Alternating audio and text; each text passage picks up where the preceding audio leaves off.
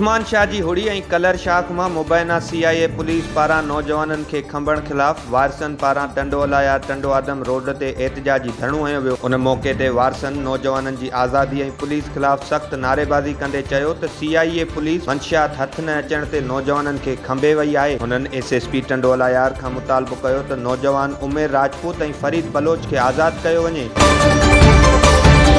खानपुर महर Indus highway Kandhkot कशमोर road ते police ऐं ॾुआरिन विच में मुबैना पुलिस मुक़ाबलो पेश आयो आहे। पुलिस मुक़ाबले में फायरिंग जी ॾे वठ दौरान हिक पुलिस अहलकार मीर मोहम्मद मेमण ज़ख़्मी थी पियो। ज़ख़्मी पुलिस अहलकार खे तिबी इमदाद लाइ ॻणती जोगी हालत में ज़ियाउद्दीन इस्पताल आंदो वियो, जिते पुलिस अहलकार ज़ख़्मनि जा सूरनि सहंदे फ़ौत थी वियो। नवदेरो में गुज़रियल राति मुर्गीअ जे दुकान तां खमिजी वियल नौजवान जे वारसनि पारां संदसि बाज़ियाबी लाइ प्रेस क्लब आॾो एहतजाजी मुज़ाहिरो कयो वियो। नौजवान अब्दुल रऊफ़ मंगी जे भाउ अब्दुल शकूर मंगी, शकील मंगी ऐं ॿियनि चयो त राति देर सां मेराण कार में सवार कुझु माण्हू ज़बरदस्ती अब्दुल रऊफ़ खे खंभे विया। इन हवाले सां SHO नवदेरो ॿुधायो त अब्दुल रऊफ़ खे हिक केस जी जांच में लाड़काणू पुलिस खणी वई आहे। वारसनि पारां पुलिस मथां खंभण जो इल्ज़ाम कूड़ो आहे।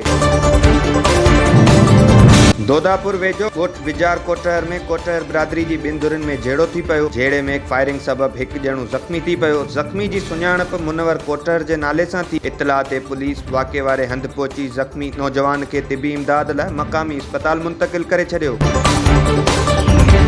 सखर में सिंध हुकूमत जे तर्जुमान मेयर सखर अरसलान शेख बंदर रोड वारे इलाइक़े मियाणी डिस्पोज़ल जे दौरे दौरान मीडिया सां ॻाल्हाईंदे चयो त मॉनसून जी बरसातुनि खां अॻु इंतज़ाम पूरा कया विया आहिनि। मौसमियात खाते जी अॻकथी ते समूरा डिस्पोज़ल पॉइंट बहितर नमूने कमु करे रहिया आहिनि। बरसातुनि जो अंदाज़ो नथो लॻाए सघिजे। हिन साल वॾी बारिश जो इम्कान आहे। उन जो अंदाज़ो हैदराबाद में पयल बरसात मां लॻाए सघिजे थो। सखर में तेज़ बरसातुनि खां अॻु 42 डिस्पोज़ल पॉइंट अलर्ट आहिनि, जिन में double generator system stand by ते रखियो वियो आहे। बरसातुनि में हंगामी सूरत-ए-हाल खे मुंहुं ॾियण लाइ 180 माण्हू मुक़रर कया विया आहिनि।